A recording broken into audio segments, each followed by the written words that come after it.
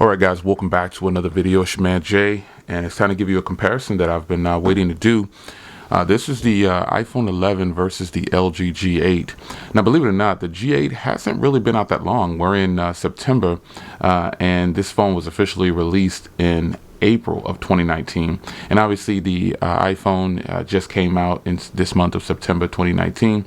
So we're going to compare these. I think this is a great way to test the iPhone to see if it's a worthy competitor to the phone that I feel like every phone should be benchmarked against, which is the LG G8. Now we'll start with the screen, because that's something that I think it's important to a lot of people. Now, right off the bat, the LG G8 obviously has the advantage because it is a 6.1-inch Quad HD display. Let's turn on Wi-Fi here.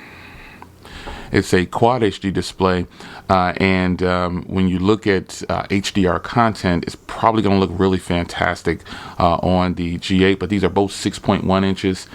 This is Apple's crazy resolution that they do. It's like 828 by 17 something, 1792, and this is Quad HD. So let's get up in a video here, and let's go HDR. Here we go, HDR. And we'll play it on both.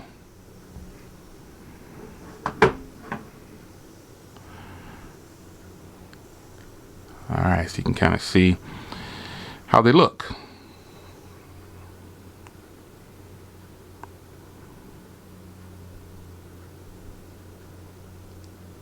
And I can go full screen on both.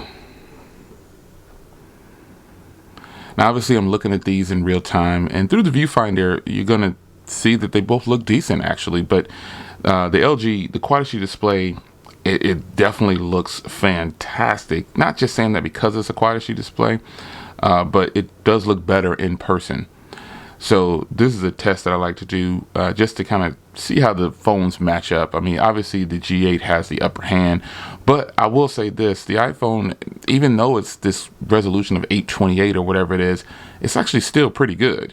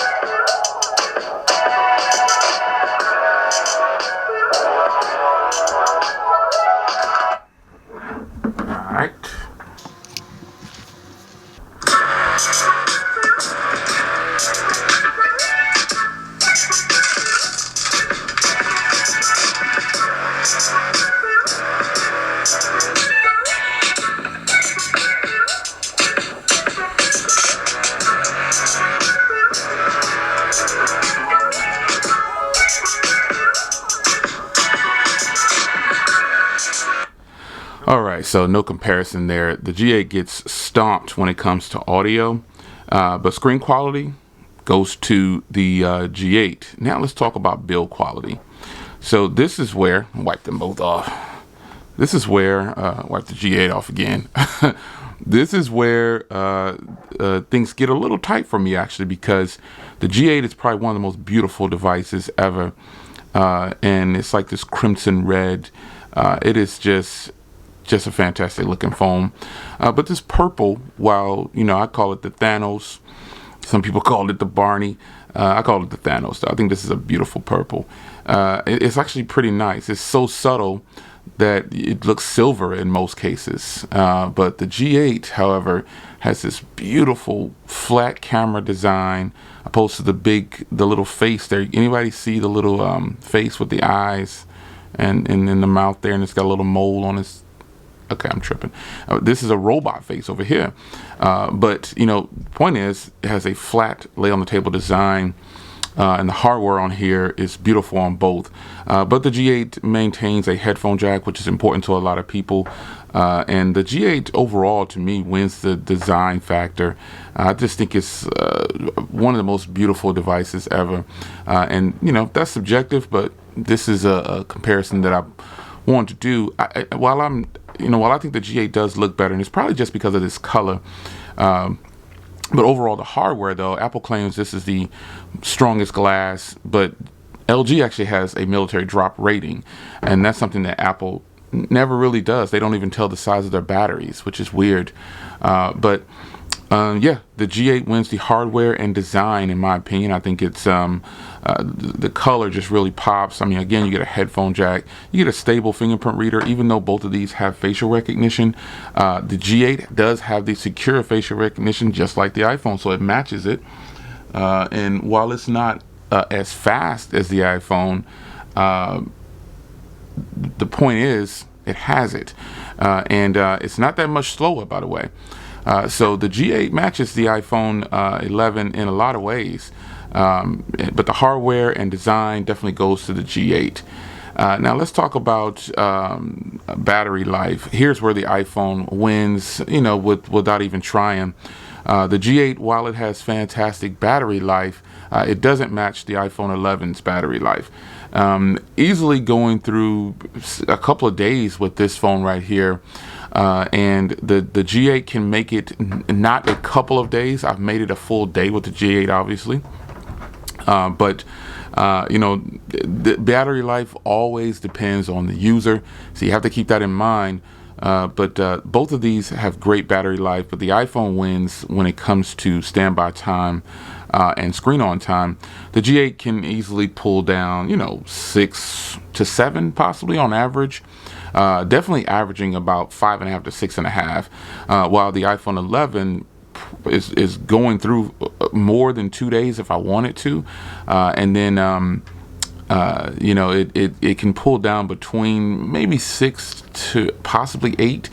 It's hard to track on Apple's system. One time it'll be saying 6, and another time it'll be saying 4, then another time it'll be saying 8. It's kind of strange. But for just the usage itself, I know that the iPhone has a much longer screen on time. And it helps because of that standby time. That's all. But an advantage that the G8 has when it comes to battery is charging times. This iPhone takes a very long time to charge. Even with my fast charger, it still takes a long time to charge. So that's something to take note of. Now, software-wise, this is running Android, and this is running Apple's iOS. So this is running Apple's latest operating system, which is 13, and this is on Android Pie, which isn't the latest. But that's the thing with Android phones; they don't get all the phones don't get other updates all the time. So that's something that you're just kind of used to, and it's a matter of, you use the phone if you want to, if you like it. And personally, not having the latest software update doesn't matter with a phone that's skinned, in my opinion. I know some people say, oh, you're going to miss out on features, but as long as the phone works, I'm fine with it. So the advantage does go to Apple as far as software updates, but let's open some applications. Not that this means much to me, but I do this because some people want to see this. So we're going to open up Twitter and Instagram and, see how it flows through.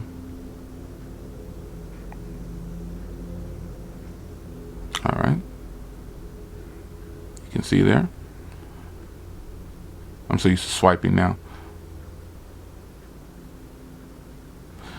All right. Let's open YouTube again. Yeah, they're both paused at the same spot. Now let's go ahead and try to open. I'm gonna look at the front door cam. I did that intentionally, because I knew the G8 hadn't powered on the G8 in a while, so that's why the Apple phone looks like it's already on everything. But let's fire up this camera here. All right, you can see there, real time, so you can see the performance there. So while the G8 has more RAM, and it's the optimization of Apple's iPhones that they lock down on their hardware and software that makes it run pretty smooth. And most people who use an iPhone, they all say that the social media experience is different and a little bit better, actually. And I don't doubt that. I find that to be true in some situations. Now, there are situations where applications hang on iOS and they don't hang on Android, And you know, everything has its hiccups, but overall the experience on software is definitely a little bit better in these two phones on the iPhone for sure. It's probably a lot better. Now, price is something that, you know, the G8 wins because it's such a low cost device. $620 is what I paid for this phone. You can definitely get this on promos for like $300 in a lot of places. You can probably find these online now, brand new, for $300-400. And that's just a win-win. This phone right here starts at $700, and that's it. There's no discounts unless you go through a carrier. You know, again, I pay full cost and try to live the unlocked life. And you know, that being said, you know, the G8 wins the price battle because there's actually a couple of variants of this phone, but they're not in the US. So the US takes what it can get, you know, and that's it. And Apple offers a couple of different memory options, but that makes the price go up on this phone all the way up to $850. So your choice. If you want to pick up either one of these, the pricing is definitely something that I think you guys should take note of. The G8 definitely costs less. So now the test that you guys want to see is the camera test. So let's get into it. 4K at 60 frames per second recording on both of these. But I don't know if I'll do 4K at 60 frames per second because I feel like it's going to be not equally matched, but you know what? Let's just do it. All right, here is 4K at 60 frames per second, and this is the LG G8. You can see the quality here. The LG G8 unfortunately suffers from that 6-minute limit on 4K at 60 frames per second, while the iPhone does not and has unlimited recording at any range. You know, I'm going to say it. It's super windy out. That's just how it goes.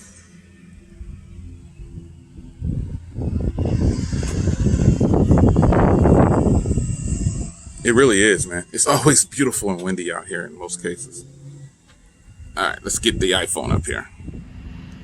All right, here's the iPhone at 60 frames per second, 4K recording.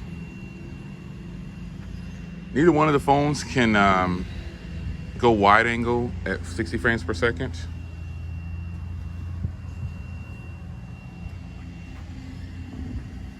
But just check it out. Tell me which one you like better.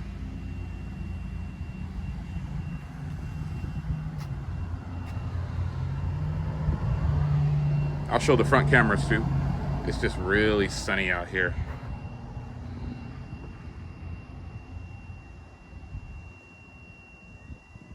All right. Now the advantage that the iPhone has, 4K at 60 frames per second. The G8, on the other hand, has the live focus video, or the portrait video. I'm so used to using my Samsung. It has the portrait video, which is an option that Apple doesn't have, but I'm sure in 2 years when they bring it out, it'll be fantastic.